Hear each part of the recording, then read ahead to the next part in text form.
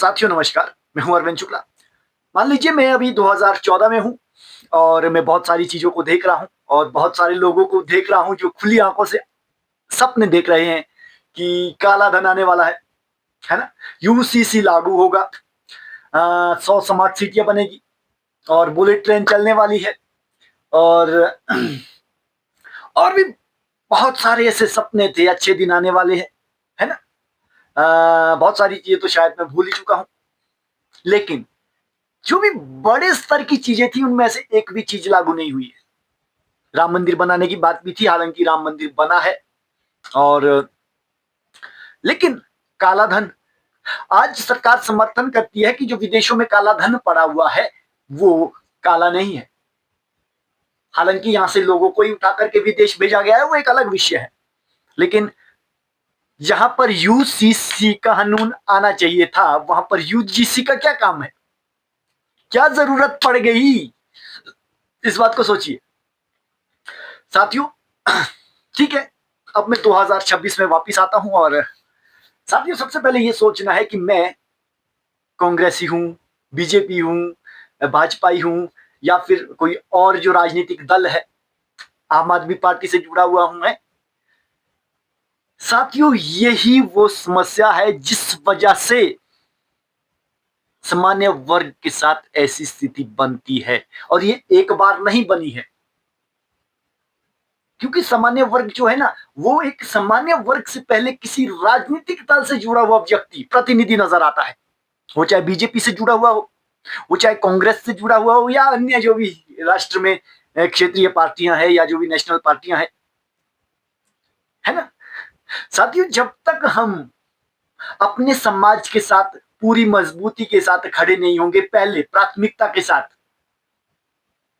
ठीक है, राजनीतिक हमारा विचार है, उसके साथ जुड़ना अलग विषय है, लेकिन राजनीति ही सब कुछ है, दल ही सब कुछ है और यही हमारे व्यक्तिगत हितों का नाश करता है। ये किसी से छुपा नहीं है, क्योंकि आज भी बहुत सारी चीजें आप देख रहे होंगे, किसी भी नेता में दम नहीं है, हिम्मत नहीं है कि वो सामान्य वर्ग के लिए आवाज उठा पाए। ये अभी की बात नहीं हो रही है, हर संदर्भ में जब भी जनता के खिलाफ कोई ऐसी चीजें होती है ना, किसी भी राजनीतिक जो व्यक्ति होता है, क्योंकि उसके लिए राजनीति उसका कैरियर होता है, उसका जीवन होता है, उसकी सारी चीजें राजनीति से जुड़ी हुई होती है, इसलिए उसे फर्क नहीं पड़ता है कि समाज के अंदर क्या चीजें चल रही है, किसका हित है, किसका अनहित है। लेकिन हम लोगों को लगता है कि वो ही सब कुछ है और जो व्यक्ति तो बहुत छोटे स्तर के कार्यकर्ता होते हैं वो तो इसको बहुत गंभीरता से लेते हैं। आपने देखा होगा कि जहां भी छोटी बहुत बहस शुरू हो जाती है, बड़े स्तर पर चले जाती है, जैसे कि यही उस पार्टी का मुखिया होगा, किसी भी क्षेत्र के लिए, किसी भी विषय के लिए, है ना। साथियों ये हमारी सबसे बड़ी कमजोरी है जो हमें बार बार देखने को मिलती है। तो अभी बात करेंगे यूजीसी को लेकर के, यूनिवर्सिटी ग्रांट कमीशन। साथियों ठीक है, बहुत सारी चीजें हैं, उसमें एक बात यह भी है कि यूसीजी लागू हुआ है और बहुत सारे ऐसे प्रावधान इसके अंदर रखे गए हैं जो कि एक सामान्य वर्ग को बिल्कुल के निकाल करके अलग करता है, कहता है कि ये एक अपराधी वर्ग है और इसके खिलाफ कार्रवाई होगी। ये फिर ये भी नहीं कह पाएगा कि भाई मैंने क्या गुनाह किया है, कब किया है, कैसे किया है, इसका भी अधिकार नहीं है। मतलब भारतीय संविधान कहते हैं ना कि काला कानून, इन चीजों में ये वाकई लागू होता है ना। आपको ये पूछने का हक भी नहीं है कि मेरे साथ क्या हुआ है, क्यों ये किया गया है, क्या इसके पीछे है, मेरा क्या पक्ष है। अरे भाई इससे बड़ा पक्षपात तो हो ही नहीं सकता। ये विचार करने का है और सभी लोगों के लिए। क्या होता है साथियों, हमारे भारतवर्ष की खास तौर पे मैं बात करूंगा, यहाँ पर समस्या ये है, और मैं पिछले काफी समय से इस पर बोलता आ रहा हूं, जब से मैं इस चीज को समझ बहुत पहले गया। जाट आंदोलन हुए थे देश के अंदर, किसान आंदोलन हुए थे देश के अंदर, है ना, अलग अलग स्तर के आंदोलन हुए हैं। समस्या क्या होती है कि वो एक उसके ऊपर ठप्पा लग जाता है तो उसी चीज से जुड़ जाती है, बाकी लोग उसमें शामिल नहीं होते। मैं काफी समय तक किसान आंदोलन में खुद रहा हूं, मैंने चीजों को बहुत बारीकी से देखा है, तो मैं इस चीज को समझता हूं। और उस चीज को सरकार कितने प्रयास करती है कि उसे विफल किया जाए, इस चीज को भी मैंने बहुत बारीकी से देखा है ना। तो अभी यूसीजी के खिलाफ भी जो स्वर्ण यानी कि जो सामान्य वर्ग के लोग हैं या जो भी छोटे मोटे सामान्य वर्ग के संगठन है, वो इसके लिए आने वाले समय में 1-2 दिन के अंदर जो आंदोलन की तैयारियां कर रहे हैं, या दिल्ली की तरफ जो भी कुछ का इरादा बना रखा है जाने का, वो चल रहा है।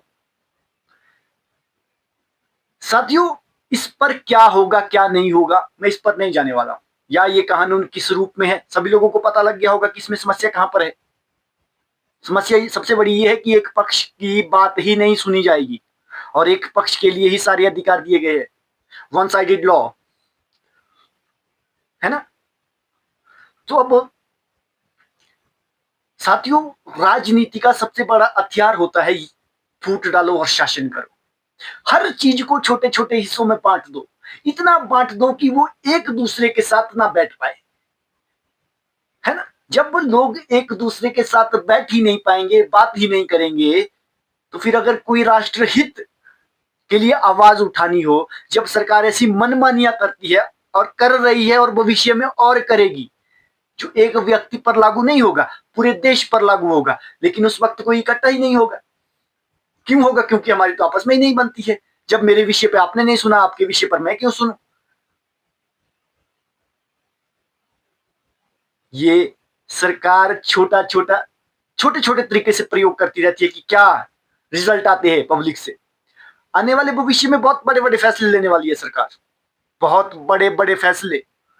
और अभी छोटे छोटे आंदोलनों को कुचल रही है, तानाशाही बड़े स्तर पर है, लेकिन किसी को कोई फर्क नहीं पड़ रहा है, अभी फर्क नहीं पड़ रहा है। ये सिर्फ प्रयोग किए जा रही है कि जनता के बीच में क्या महसूस होता है अगर इस तरह से किया जाए, कुछ फर्क पड़ता है। लोगों को पता ही नहीं है, क्योंकि लोग तो फेसबुक पर बिजी है। नेशनल टीवी उन चीजों को दिखाता ही नहीं है जहां पर कोई ऐसी गतिविधियां होती हो। यूनिवर्सिटी में अगर कोई 4-6 लोग बैठ करके किसी चीज का विरोध कर रहे हैं, वहां पर पूरी पुलिस फोर्स पहुंच जाती है उन्हें उठाने के लिए, और बलपूर्वक उठाती है। तो अब सोचिए, क्या आपको लगता है कि इस समय देश के अंदर आप बड़े स्तर पर अपने हित में, समाज के हित में, राष्ट्र हित में कोई आंदोलन जैसा आंदोलन कर पाएंगे? साथियों, ये सोचने का समय है, क्योंकि हम लोगों के अंदर सबसे पहले राजनीतिक भूत बैठा है, दलगत राजनीति। किसी भी स्वर्ण नेता को मैंने अभी तक नहीं सुना है। हमारे क्षेत्र से जो भी बड़े नेता है विक्रमादित्य सिंह जी, मैं कहना चाहूंगा राजनीति का जो पक्ष है वो इनके लिए इतना मजबूत, इतना जरूरी है कि एक स्वर्ण समाज के साथ जो चीजें हो रही है उसके ऊपर अभी तक इन्होंने कोई टिप्पणी नहीं की है। कम से कम समर्थन ही कर देते इसका कि भाई ठीक कानून आया है, कम से कम हमारे को पता तो लग जाता कि सब लोग हमारा गला घोटने की तैयारी कर रहे हैं।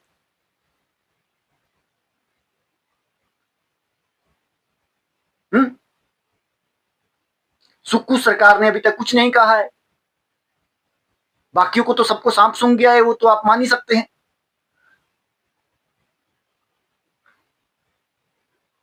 तो साथियों, ये बहुत ही महत्वपूर्ण विषय है और इस पर विचार करने की जरूरत है।